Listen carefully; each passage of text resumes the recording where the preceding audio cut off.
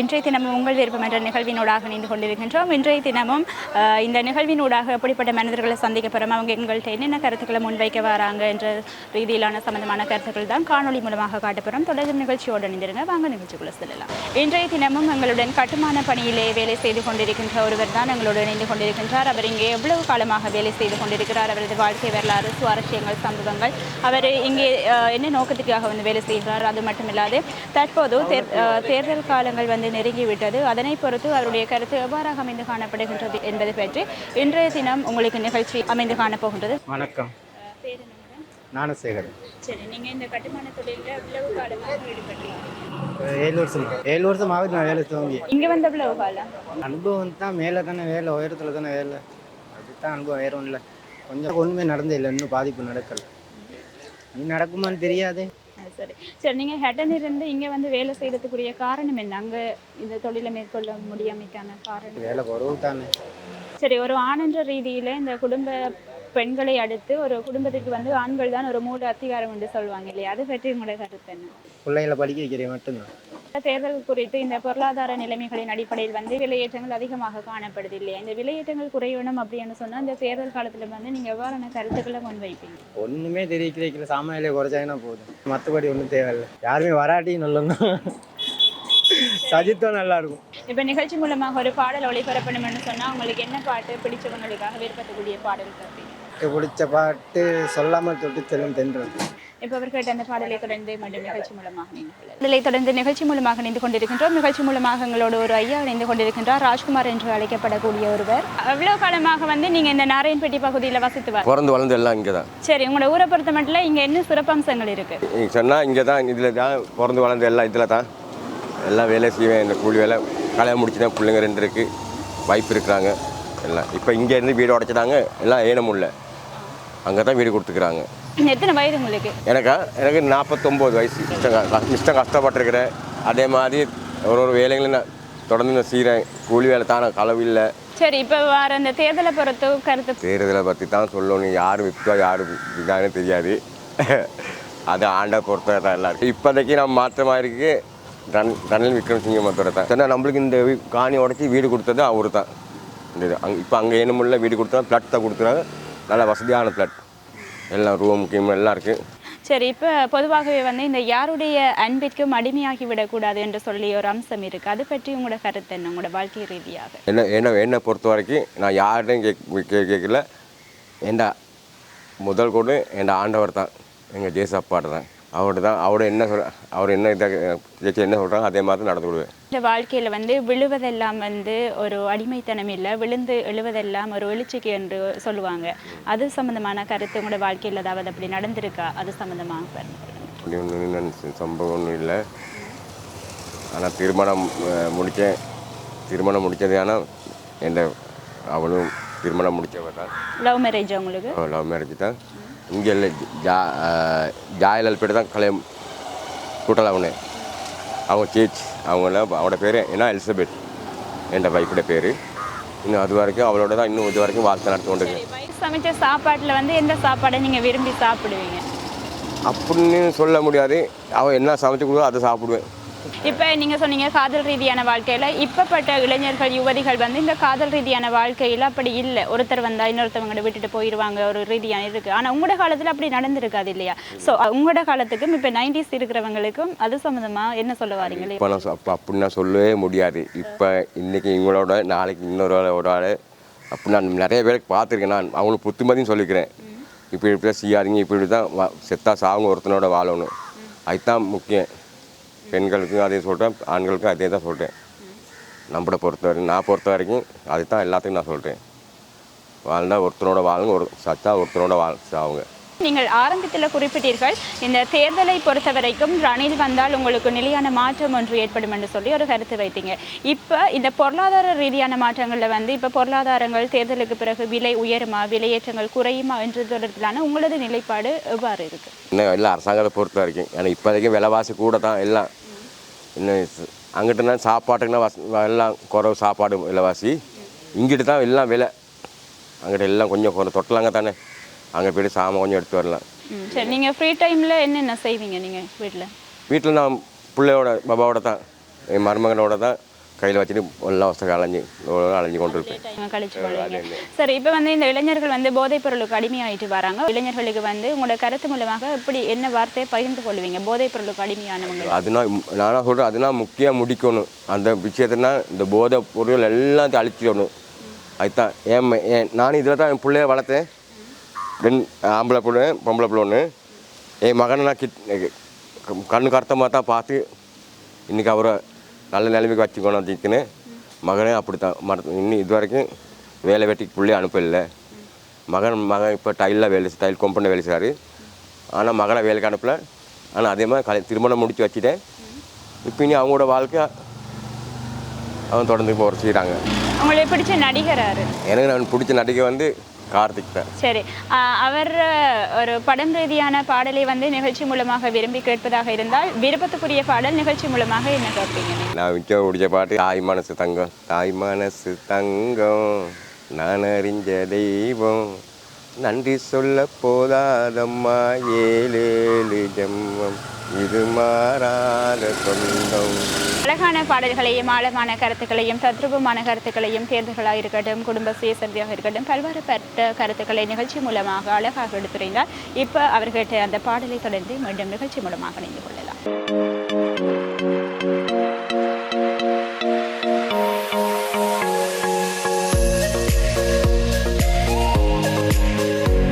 நிகழ்ச்சியினூடாக எங்களோடு ஒரு குறிப்பிட்ட குழுவினர் இணைந்து கொண்டிருக்கின்றார்கள். கிட்டத்தட்ட தேர்தல்கள் வந்து நெருங்கி கொண்டிருக்கின்றது. எவ்வாறான தேர்தல் மாற்றங்கள் எதிர்பார்க்கப்படுகின்றன, அதாவது யார் இந்த நாட்டிற்கு வந்தால் ஒரு நிலையான மாற்றத்தை கொண்டு வர வேண்டும் என்றது தொடர்பிலான இந்த கருத்து பிரச்சாரங்களை முன்வைப்பவர்கள் தான் வந்து எங்கள் மத்தியில் இருக்கிறார்கள். அவர்கள் தற்போது நெருங்கி கொண்டிருக்கின்ற தேர்தல் அணிலா ஜனாதிபதி சஜிதா அனுரபா எந்த கட்சியினர் வந்தால் எவ்வாறான மாற்றத்தை கொண்டு வருவார்கள் என்பது பற்றி இந்த தேர்தல் பிரச்சார நடவடிக்கைகள் செய்பவர்களாக கேட்டு தெரிந்து கொள்ளலாம். இந்த நாட்டில் வந்து ஒரு தேர்தல் நெருங்கி கொண்டிருக்கு. இந்த தேர்தல் தொடர்பான உங்களது கருத்து என்ன? யார் தேர்தலுக்கு வந்தால் இந்த ஆட்சி மாற்றம் நன்றாக இருக்கும்னு சொல்லி நீங்க எதிர்பார்க்க? நான் எந்த அபிப்பிராயம் 26 வருடமாக கொடுத்து ஏமாந்துட்டேன் தானே. இப்போ நான் நினைக்கிறேன் அனுரகுமார திசாநாயக்க வந்தால் தான் இதில் ஒரு பெரிய மாற்றத்தை கொண்டு வர இயலும்னு தான் நாங்கள் நினைக்கிறோம். எங்களோட குழுவோடு எல்லோரும் சேர்ந்து நினைக்கிறது அதுதான் பெரிய மாற்றம். எல்லாத்துலேயுமே படிப்புலையா நாட்டில் இது சகல ஜாதி மாற்றங்களும் கொண்டு வரையிலும் அனுரகுமார திசாநாயக்கன்றது தான் என் அபிப்பிராயம். கடந்த காலம் இனி இப்போ நிறைய மனுஷர்கள் சாப்பிட இல்லாமல் இப்போ ரோட்டோட்டா பெட்ரோலுக்கும் அதுக்கும் இதுக்கும் எல்லாத்துக்கும் நாங்கள் போலியில் இருந்தேன்னா அந்த போலி இந்த கியூவில் நின்ற ஆட்கள் நாங்கள் இப்போ எல்லாத்தையும் மாற்றணும். எல்லாமே சகல ஜாதியும் மாறணும். ஸ்கூல் புக் ஒன்று எடுத்து பாருங்கள், 20 ரூபாய்க்கு இருந்த புக்கு இப்போ 120 ரூபா கொடுத்தா வாங்குறோம். வேணா ஒரு பிள்ளையை ஸ்கூலுக்கு அனுப்புறதுக்கு வழி இல்லாத அம்மா அப்பாவை ஆகிட்டு நாங்கள் இப்போ அதனால நாங்கள் சொல்கிறோம் நினைக்கிறேன் கட்டாயம் அனுரகுமார திசாநாயக்க வந்தால் தான் நாட்டில் பெரிய ஒரு மாற்றத்தை உருவாக்க இயலும்னு நாங்கள் நினைக்கிறோம். எல்லாருமே ஒற்றுமையாக தான் வேலை செய்கிறது. கீழே மேலே அப்படி பிரச்சனை இல்லை எங்களே இல்லை. நாங்கள் அப்படி பிரித்து கொள்வது இல்லை. அவங்க அப்படி எல்லாம் எல்லோரும் சேர்ந்து எல்லோரும் சகஜமாக தான் வேலை செய்கிறது. இந்த நாங்கள் மிச்ச காலமாக 19 வருஷமாகவே நாங்கள் இவங்களுக்கு தான் சந்தை கொடுக்குறது. இனி இதுக்கு அப்புறம் வரவங்களும் நான் சொல்கிறேன் நீங்களும் கொடுத்து இந்த மாற்றத்தை பெரிய மாற்றம் கொண்டு வருவோம்னு தான் நான் சொல்கிறேன். சரி, இந்த அனுரகுமார திசாநாயக்கை பொறுத்தவரையில் அவர் வந்தால் தான் இந்த நாட்டை கட்டியெழுப்ப முடியும், ஒரு தீர்வு கிடைக்கக்கூடிய சந்தர்ப்பம் எதனால் அமையும் என்று சொல்லி நீங்கள் எதிர்பார்க்குறீங்க? அவர் வந்து அது அப்படி மற்றவங்கள்ட்டால வாங்குறவர் இல்லை. இது நாங்கள் களவு வேலை எதுவுமே செஞ்சில்லை. நாட்டுக்கு களவு வேலை அவராலேயோ எங்களோட கட்சியாலேயோ நாங்கள் செஞ்சதே இல்லை. யாருக்குமே ஒரு 50% சரி வாங்கில்லை. இப்போ எங்கள்கிட்ட இந்த தோட்டத்துக்கு கண்டாலும் அவங்க வந்து எதுவுமே எதிர்பார்ப்பு இல்லாமல் தான் கரண்ட் தண்ணி இந்த ரோட்டெல்லாம் செஞ்சு கொடுத்து அவங்களுக்கு தான் அந்த நேரம் எதிர்பார்ப்பே இல்லை. ஆனாலும் மக்கள் அவங்களுக்கு சந்தை கொடுக்கல. அதனால நான் சொல்கிறேன் அவர் வந்தால் தான் இதில் ஒரு நல்ல ஒரு மாற்றத்தை காண முடியும். தாய் என்ற ரீதியில் உனக்கான வாழ்க்கையை நீதான் வாழணும் என்று சொல்லுவாங்க இல்லையா? அதை பற்றி உங்களது ஒரு பிள்ளையாக இருந்தால் அவர்களுக்கு வந்து நீங்கள் என்ன கருத்தை பகிர்ந்து கொள்ளுவீங்க ஒரு தாய் என்ற ரீதியில்? தாய் என்ற தண்டை சொந்த காலில் நிற்கிறது தான் நான் சொல்கிறது. ஏன்னா தண்டை சொந்த காலில் நிற்கணும். எங்களுக்கு எந்த உதவியை கொஞ்சம் குறிப்பிட்ட வயசு வரங்காட்டிலும் நாங்கள் உதவி செஞ்சு அவங்கள முன்னுக்கு கொண்டு வரது. அதுக்கப்புறம் அவங்களோட வாழ்க்கையில் அவங்க தான் இதாக்கிட்டு போகணும். இப்போ அம்மா என்று சொன்னால் பிள்ளைகளாக இருந்தால் யாருக்குமே பிடிக்காமல் இருக்காது. இப்போ நிகழ்ச்சி மூலமாக ஒரு பாட்டு கேட்கணும்னு சொன்னால் என்ன பாட்டு வந்து நீங்கள் கேட்பீங்க நிகழ்ச்சி மூலமாக? பூங்குயில் ராகமே. தேர்தல் விதியாக இருக்கட்டும் சுய வாழ்க்கையாக இருக்கட்டும் எந்த தரப்பினர் வந்தாலும் நிலையான மாற்றம் ஏற்படுமா என்ற ரீதியில் வந்து பொறுத்திருந்து தான் பார்க்க வேண்டும் யார் இந்த தேர்தலில் ஜனாதிபதியாக வருகிறார் என்பது பற்றி. இப்போ நிகழ்ச்சி மூலமாக அவர்கிட்ட பாடலை தொடர்ந்து மீண்டும் நிகழ்ச்சி மூலமாக நீங்கள் கொள்ளலாம். சரி, அழகாக மேக்கப்லாம் போட்டு வெளிக்கிட்டு வரீங்க. எங்கே போகிறீங்க? நாங்கள் கோயிலுக்கு கோயில் என்ன சிறப்பம்சம்? இன்னைக்கு தேர் திருவிழா மைரா ப்ளஸில். நீங்கள் நான் வரும்போதே நிறைய செல்ஃபிஸ் எடுத்துருக்கீங்க குறிப்பிட்டு நானும் அப்படி தான் எடுப்பேன் வெளிக்கிட்டாலே. இப்போ நோம்பில் வந்து நீங்கள் 10 செல்ஃபி எடுத்தால் வந்து அதில் ஒன்றை தான் விரும்புவீங்க இல்லையா? அது ட்ரெண்ட் ஆகணும்னு சொன்னால் அதுக்கு என்னென்ன முயற்சிகளை வந்து நீங்கள் மேற்கொண்டு வருவீங்க? அப்படி இருந்தால் கொஞ்சம் எடிட் பண்ணி போடுறது அந்த மாதிரி கொஞ்சம் இருக்குது. அப்படின்னா வீடியோஸ் மூலமாக அந்த சும்மா டெக்கரேஷன் மூலமாக போட்டு அப்படி பண்ணுறது. நார்மலாகவே சொல்லுவாங்க ஒரு கேர்ள்ஸ் என்ற ரீதியில் இந்த கல்யாணத்துக்கு வந்து மேக்கப் எல்லாம் போட்டால் மட்டும்தான் பார்க்க இயலும், சும்மா இருந்தால் பார்க்க இயலான்னு சொல்லிட்டு சொல்லுவாங்க. அந்த பற்றி உங்களோட கருத்து என்ன? அது வந்து ஒவ்வொரு சில பேருக்கு வந்து இயற்கையாகவே மேக்கப் பண்ணுறது பிடிக்கும். அதனால அவங்களுக்கு ஒரு சில பேருக்கு மேக்கப் பண்ணால் தான் அழகாக இருக்கும்னு யோசிப்பாங்க. ஆனால் இயற்கையாகவே அழகாகவும் இருக்கிறாங்க தான். சலூனுக்கெல்லாம் போவீங்களா? மனிதர்களை சந்திச்சுட்டு இருப்பீங்க, அது போல் இருக்கணுமா இல்லை நம்ம மாதிரியாக இருக்கணுமான்னு சொல்லி ஒரு கேள்வி இருக்குமில்ல? அப்படின்னா நம்மட இதுக்கு ஏற்ற மாதிரி மேக்கப் பண்ணுற மாதிரி இருக்கணும்.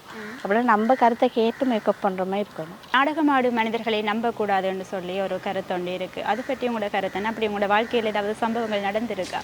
அப்படின்னா உண்மையாக இருக்கிறவங்களுக்கு அவங்க அப்படின்னா பொய்யா பழகுறவங்களும் இருக்கிறாங்க, அதே உண்மையாக நேசிக்கிறவங்க இருக்கிறாங்க.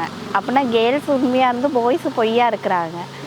அப்படி இருக்கும்போது அவங்க உண்மையாக இருக்காங்களான்னு கொஞ்சம் அப்படின்னா ஆராய்ஞ்சு அவங்க பழகுனாங்கன்னா ரொம்ப நல்லாயிருக்கும். சரி, நீங்கள் எப்படி ஆராய்வாங்க உங்களோட காதல் ரீதியான வாழ்க்கை?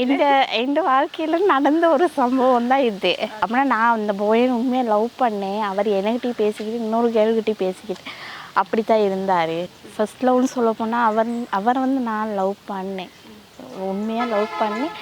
இப்போ வந்து அவர் வெட்டிங் முடிச்சு இப்போ நல்லா இருக்கு. அவர் எந்த இடம்? அவர் இருக்கார் ஹேட்டன். நீங்கள்? நானும் ஹேட்டன். நீங்களும் ஹேட்டன். அப்போ இங்கே வந்து நீங்கள் கோயிலுக்கா வந்துட்டீங்க? இங்கே அண்ணாட வீட்டுக்கு வந்திருக்கோம். சரி சரி. அவள் ஃப்ரெண்டா உங்களுக்கு? இல்லை, மருமகள், அண்ணாட மகள். ஓகே. பேர் என்ன கூட? ஹர்ஷன். சரி, காதல் ரீதியான வாழ்க்கையில் வந்து உங்களோட கருத்தன்னு உங்களோட வாழ்க்கையில் வந்து அப்படிப்பட்ட சம்பவங்கள் நடந்திருக்கு, அதை பற்றி பகிர்ந்து கொள்ளுங்கள். எல்லாருக்கும் உண்மையாக இருந்தாங்கன்னா லைஃப் நல்லா இருக்கும். அந்த உண்மையாக இருக்கிறவங்களை வந்து எப்படி கண்டுபிடிப்பீங்க? எப்படி கண்டுபிடிக்கிறேன்னா, நானும் எல்லாரையும் நம்புவேன், நம்பி ஏமாந்துருவேன். யாரையும் இப்படி சும்மா நார்மலாக பேசினா கூட நான் நம்பி ஏமாந்துருவேன். என்னால் கண்டுபிடிக்க கொஞ்சம் கஷ்டம். ஆனால் சிலவங்களை பற்றி பேசுகிறத வச்சு நான் கண்டுபிடிப்பேன் யார் உண்மை யார் பொய்ன்னு. ஸோ எனக்கு எப்படி கண்டுபிடிக்கிறதுன்னு கொஞ்சம் யாரும் எனக்கு உண்மையாக இருந்ததும் இல்லை, இது வரைக்கும் இருக்க போகிறாங்களா என்னன்னு தெரியா. இது வந்து இந்த ஆண்களும் வந்து சொல்லுவாங்க இல்லையா, அந்த கேர்ள் வந்து நமக்கு உண்மையாக இல்லை. அதில் வந்து குறிப்பிட்ட ஒரு பெண்கள் இருப்பாங்க உண்மையாக. அப்படிப்பட்ட பெண்களுக்கு வந்து நீங்கள் என்ன சொல்ல வரீங்க? அப்படி கேர்ள்ஸும் உண்மையாக இருக்காங்கன்னு சொல்லலாம், கேர்ள்ஸும் பொய்யா இருக்காங்க சிலவங்க. எல்லோரும் உண்மைன்ட்டு இல்லை. பாய்ஸ் உண்மையாக இருக்க பாய்ஸு தயவு செஞ்சு மிஸ் பண்ணிடாதீங்க. எல்லாம் கொஞ்சம் உண்மையாக இருங்க. எல்லோரும் உண்மையாக இருந்தோம்னா லைஃப் எப்பயுமே ஹாப்பியாக இருக்கும். பெண்களுக்குரிய வீக்னஸ் என்னன்னு சொல்லி நீங்கள் நினைக்கிறீங்க? பாய்ஸ் ஏதாச்சும் நல்லா பேசினா நல்லா வாங்கிடுவாங்க. நானும் அப்படித்தான். அம்மு செல்லம் அப்படின்னு பேசினா எப்படியும் கேர்ள்ஸுங்க அதோட வீக்னஸ் அவங்களோட.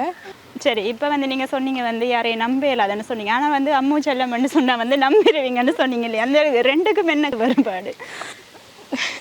பாய்ஸுங்க நல்லா பேசி மடக்குவாங்க, அதனால பாய்ஸுங்களை கொஞ்சம் நம்ப கஷ்டம்.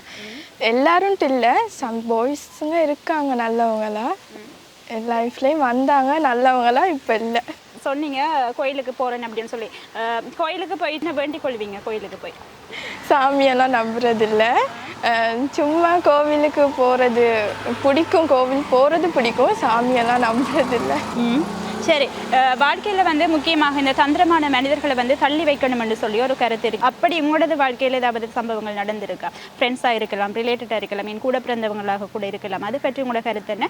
இப்போ அந்த ஜென்ரேஷன்ஸுக்கு வந்து நீங்கள் என்ன சொல்ல வரீங்க? வந்துருக்கு ஃப்ரெண்டு ஒருத்தவங்க சின்ன வயசுலேருந்து என் கூட படித்தவங்க தான். பட் நான் ஒரு அவங்கள்ட்ட நல்லதுக்கு தான் ஒரு விஷயம் சொன்னேன், அவங்க அதை கேட்கல. இப்போ என்னை விட்டு விலகிட்டாங்க. ஆனால் இப்போ அவங்க ஃபீல் பண்ணுறாங்க, நான் சொன்னதை கேட்டிருந்தா அவள் இப்படி இருந்திருக்க மாட்டேன்னு சொல்லி ஃபீல் பண்ணுறாங்க. இப்போ நீங்கள் அவங்களோட கதைக்கிறீங்களோ? அவங்களாம் தேடி வந்தாங்க, நான் அவங்கள ஏற்றுக்கிட்டு பேசுகிறேன். ரொம்ப ரொம்ப க்ளோஸ் ஃப்ரெண்ட். அவட நல்லதுக்கு தான் சொன்னேன், ரொம்ப கெஞ்சினேன், அழுந்தேன் அவளுக்காக. ஆனால் அவள் கேட்கல, ஒரு பாய்க்காக. அவர் ஏமாற்றி விட்டுட்டு போயிட்டாரு, அதனால தான். சரி, இப்போ நிகழ்ச்சி மூலமாக ஒரு விருப்பத்துக்குரிய பாடலை கேட்பீங்கன்னு சொன்னால் என்ன விருப்பத்துக்குரிய பாடல் என்ன கேட்பீங்க நிகழ்ச்சி? அவங்களோட ஃப்ரெண்டாக இருக்கலாம், அவங்களோட மச்சாளுக்காக இருக்கலாம். என்ன பாட்டு கேட்பீங்க பிடிச்ச பாட்டு? மோஸ்ட்லி வந்து இப்போ எல்லாருமே லவ் சாங் தான் கேட்குறாங்க, பிரேக்கப் சாங், லவ் சாங் எல்லாமே கேட்குறாங்க. நீங்கள் என்ன பாட்டு கேட்பீங்கன்னு வச்சு? 3 மூவியில் இருக்க போனி போசம், அந்த சாங் எனக்கு ரொம்ப பிடிக்கும். சரி, ஓகே. அவர் கேட்ட அந்த பாடலை தொடர்ந்து மீண்டும் நிகழ்ச்சி மூலமாக நின்று கொள்ளலாம். ஆமாம், இப்போ வந்து நிகழ்ச்சியை முடிச்சுக்கொள்ள நேரம் வந்துட்டு. இது போன்ற மற்றொரு நிகழ்ச்சியினூடாக உங்களை சந்திக்கும் வரை உங்களிடமிருந்து விடைபெற்றுச் செல்லும் நான் ஒளிப்பதிவாளர் சல்மானுடன் அனுஷியா. வணக்கம்.